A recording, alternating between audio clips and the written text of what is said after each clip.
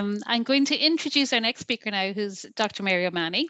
And Mary is a specialist in public health medicine and medical officer of health in HSE South.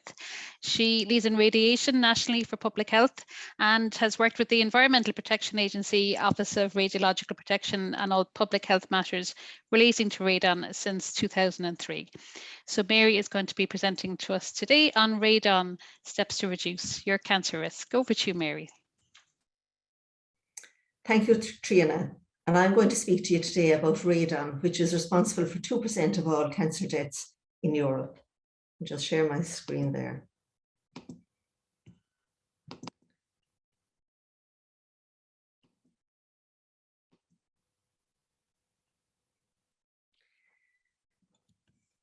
And I've been working in radon now for quite some time. And the aim is to reduce, to the extent that it is practicable, cases of radon-induced lung cancer. And they're estimated to be between 300 and 350, or about 13% of all lung cancer cases in Ireland each year are caused by exposure to radon. Now, in any individual case, it's not possible to say whether it was smoking or the radon was the cause of the cancer, because 85% of the radon cases will occur in existing smokers. But what is believed is that unless there was the exposure to both the smoking and the radon, that these cases, these 300 to 350 cases that occur in Ireland each year, would not actually happen. So we're all exposed to radiation. We may not be aware of it, but we are. So we have radiation coming from the sun and from outer space. And when we think of radiation, we mostly think of the X-ray or the other medical investigations that we have. But medical exposures count for only 13.5% of our annual radiation dose. And its radon is responsible for between 55 and 56% of the radiation dose to the population of Ireland. And radon comes from the underlying rock. So it depends on the geology that you have in an area, you know, whether you will have a lower or a higher level of radon. Now, once radon gets to the outside, it disperses and dilutes to very low levels. So while we're out and about, radon is not a problem. But radon can accumulate in our homes. And radon is also potentiated by smoking. Harm from radon is potentiated by smoking. So radon itself is a gas. It's natural, it's colourless, odourless, tasteless, and it's invisible. And the reason why we're concerned about it is because it's carcinogenic. And by that, it means that it can cause cancer. And we're exposed to it simply by breathing it into our lungs. Being a radioactive substance, it decays into another substance. And during that disintegration or decay, it releases energy, and it's the energy is the cause of the problem. So the energy from radioactive particles, they can damage the DNA, increasing the risk of lung cancer. And it gets into our homes very simply through cracks in the foundation, cracks between walls, or gaps where they would say around service pipes where we bring water in or take wastewater out of the house. But I suppose the good news is if we put a sealed radon membrane in place over our foundation at building stage, it could prevent radon ingress into the house itself. Radon is also pulled in from the outside into the house, as within the house, you have the air warms and warm air rises, and you get kind of a lower pressure gradient within the house to the outside, and that tends to pull outside air in. So Ireland was one of the first countries to put prevention of radon into our building regulations, so into our legislation. And basically, since 1997, in areas that are defined as high radon areas, all new builds have to have a sealed radon membrane to prevent radon getting into the house. Now, Ireland itself really is a high radon country in that we have the 8th highest annual radon concentration of all the OECD countries, 187 different countries. And because we have a kind of a relatively high background radiation, when you do a cost-effective analysis, it would actually be cost-effective to put a radon barrier into every new build in the house. And we'll look at that in a little bit of detail. So here is Ireland divided into grid squares. And this is the Radon Map, which is produced by the Office of Radiological Protection in the Environmental Protection Agency. And the Environmental Protection Agency, they undertook a survey of radon in Ireland in 2002 and a further survey in 2015. And they divided the country for the first survey into 10 by 10 kilometre grid squares. And they sampled a random sample of about 10 houses in each grid square. did a radon test in each of the houses, and on the result of the tests, they could arrive at a probability of finding a house in excess of the threshold level where you'd be recommending that somebody would do something about the level of radon in their house in every part of Ireland. So at the side there, you have a legend, and it says the estimated percentage of dwellings above 200 becquerels per cubic metre.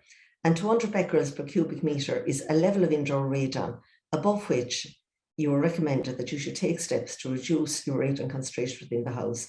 Now, 200 becquerels per cubic metre is used in Ireland, and it's quite common that it's used internationally. So in these grid squares, if you look at them, so the pale ones, you would expect that you'd have less than 1% of houses in need of remediation, i.e. with a radon level above 200 becquerels per cubic metre.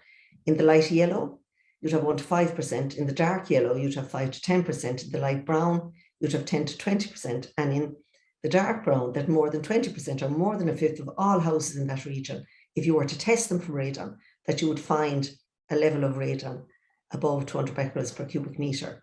But these are a probability or a risk, and they don't really translate into the actual level you find in an individual house. And if you want to know what your radon level is in your house, there's no other way to go about but to undertake a radon test. And the importance of this is illustrated in my next slide. So the red dot in the middle here shows the approximate location of a house outside near Castle Island in County Kerry. And in that house, the wife and the husband, they both developed lung cancer. One of them was a smoker, the other was not. Now, it's rare for both husband and wife to develop lung cancer, and it's rare to develop lung cancer in a non-smoker. So when the second case occurred, they were recommended to test their house for radon. And when they tested the house for radon, they found a level of radon in the house of 49,000 becquerels per cubic metre. You might recall I said the threshold above which we say you'd remediate would be 200. So this was 49,000, and it was one of the highest levels of radon recorded anywhere internationally. But if you see the house here, when you look where it is, there were, two of those squares, the light yellow and the dark yellow, would not be defined as a high radon area in Ireland. Whereas this area where you'd expect 10 to 20% to be over 200 becquerels would be defined as a high radon area. So, this house would not necessarily have had any protection against radon because it may not have been assessed as being at high risk.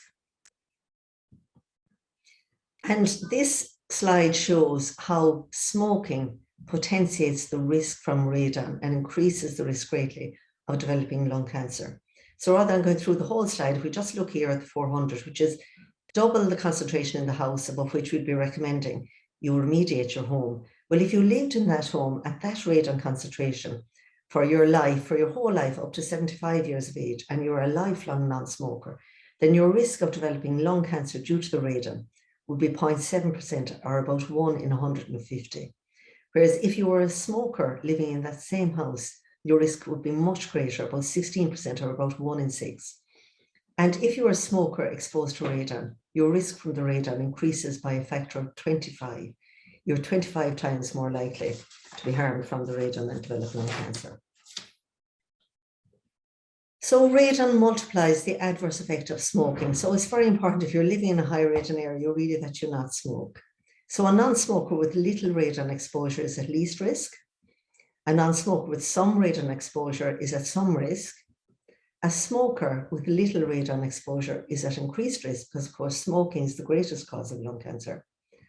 And a smoker with radon exposure then is at greatest risk. So quitting smoking will reduce lung cancer risk from radon more than does reduction of the radon exposure itself. So current radon control in Ireland, as I already mentioned, we have the building regulations since 1997, which require that all new homes are fitted with a standby radon sump.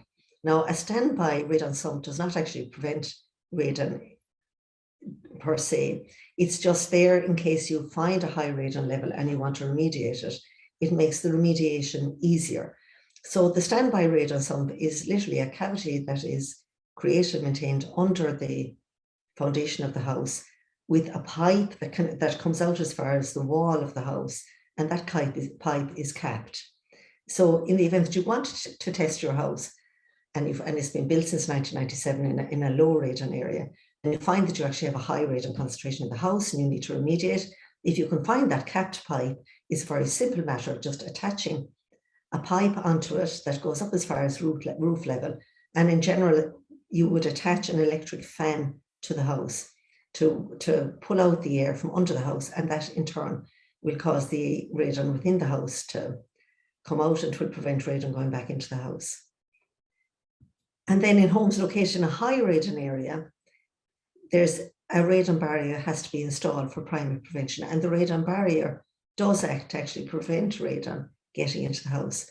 So in a high radon area, the radon barrier was installed as well as the standby radon sump.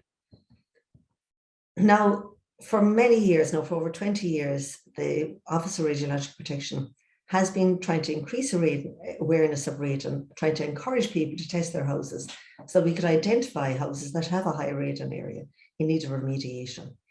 So they have identified and they focused on the high radon areas. They would visit a number of them each year and carry out different awareness campaigns in the region. But in fact, what they have found is that people are very slow to act, that even in instances where they put a leaflet drop into every single house and even invited people to test, only 1 to 2% of people took up an offer to test. And then what was even more, I suppose, worrying is that when people found a high radon level in their house, only 20% or 1 in 5 actually went on to remediate, do anything about it. Now, under the Health and Safety and Welfare at Work Act, employers are required to identify all hazards within the workplace, and that would include radon. And the government has taken steps to test all schools and all guard stations and other high occupancy buildings for radon. And where they would have found an increase in radon, they have remediated it. For people who have been exposed to radon in their homes in the past, maybe unknowingly, well, the best thing is to eliminate the risk, to remediate the building, to reduce the radon concentration. And even a greater thing that you can do would be to reduce your risk would be to stop smoking. And giving up smoking, I suppose, would be the biggest thing you could do to improve your health overall. So primary prevention, preventing radon getting into the house firstly, is most cost effective. And seeing as trying to prevent radon getting in, we're trying to prevent the adverse effect of lung cancer. It really could be classified as a medical intervention. And all new medical interventions, are now being subject to a cost-benefit analysis, because once you start paying on one medical intervention, you're taking finite health resources from another use. So they're assessed as to whether there's a cost-benefit. And the National Institute for Clinical Excellence, called by NICE here in the UK, has criteria for assessing these. And there's a value put on a quality adjusted life year. And the value is about £29,000. And basically, when you apply this criteria and looking at the cost effectiveness of radon interventions, you find that the standby sump is not cost effective, remediation isn't cost effective, but prevention, both in a high radon area for the whole country, meets the criteria. It meets it very well as a health intervention, as a public health intervention to reduce the risk from radon. And this table is taken from the Environmental Protection Agency's report provided to the National Radon Control Strategy Group. Now, there's new Irish research. We'll have recalled that I didn't say it. So basically, the introduction of the building regulations back in 1997 have actually reduced the overall radon concentration in Ireland by 13%. It used to be 89 becquerels per cubic metre, and now the average is 77 becquerels per cubic metre. But in high radon areas, the introduction of the building regulations, because they required the installation of a radon membrane, it had a much greater impact in high radon areas. And so it is really from the high radon areas, I suppose, the impact has occurred. But it reduced the radon concentration there by over 40%. But of course, 40% isn't 100%. And there's reason to inform the best preventive measure for our national radon control strategy going forward. Research was undertaken to assess whether, instead of having the standby sump, that they were converted into a passive sump, where you would include the pipe going to the roof. Would it make a difference? So what they found was, in the presence of a sealed membrane, a passive sump with no cowl and with no fan, reduced radon levels by 65%, which is a good improvement of over 40%. And a passive sump with a cowl reduced radon levels by 75%. And I suppose what was good as well, the estimated cost per dwelling for the installation of a passive sump with a cowl is approximately 100%. So in terms of the marginal cost, if you're doing a new build of a new home, 100% really is €100 is a very modest cost. So there's now a recommendation to amend the 1997 building regulations to replace the requirement for a capped standby radon sump with a requirement to install a passive radon sump fitted with a static cowl in all new buildings. And this would be a very welcome development from a public health point of view. The second recommendation is the whole issue of the radon barrier. And from a public health perspective, we believe there should be a radon barrier installed in all new homes in the country and all extensions to existing homes. And of course, this research anyway has been done in the presence of a sealed membrane. So this research, which is beneficial, applies, when there is a sealed membrane in the home. But they're going to do a cost-benefit analysis of a requirement to seal the damp-proof course and the damp-proof membrane in dwellings in non-high radon areas, as that could act as an effective radon barrier. So we hope that that'll work out well also. So what do we need to know to understand to reduce lung cancer caused by radon? Well, there's a need for radon barriers in new builds to prevent radon ingress and accumulation in living spaces, because it's within our homes we're exposed to the risk. There's a need for care in the installation of the radon barrier to assure efficient action. And so, while you are doing your building, when you do put down the radon barriers, on a building site, there's a lot of heavy plant, heavy materials. You actually have to safeguard and look after the radon barrier, so that it isn't breached. The advisability of a radon test to confirm integrity and functioning of the radon barrier when you have taken up occupation in the house. And the advisability of a radon test in older buildings, because in buildings built before 1997, and I suppose buildings built in low radon areas, they don't have any prevention against radon as it stands at the moment. So, and you can get, it's a probability of finding a house, whether it's in a lower or high radon area. And in Ireland, we have a very conservative definition of a high radon area. We define high radon where more than 10% of the houses would be expected to be over 200 becquerels per cubic metre. In the UK, they would use a level of 1% of houses being more than 200 becquerels per cubic metre to define it as a high radon area and in need of preventive measures. The radon detector is just a small little thing, about 3 to 4 centimetres in diameter, about a centimetre high. You get 2 of them. There's a list of radon testers available on the EPA website, and there's also a list of registered people who would remediate on the EPA website.